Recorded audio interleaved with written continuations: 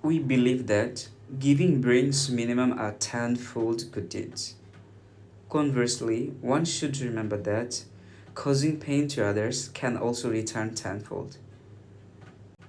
এই লাইনটার মধ্যে অনেক সুন্দর একটা অর্থ লুকায়িত আছে, যেটা আমি নিজে চিন্তা করছি আর ভাবলাম আপনাদের সাথে শেয়ার করে।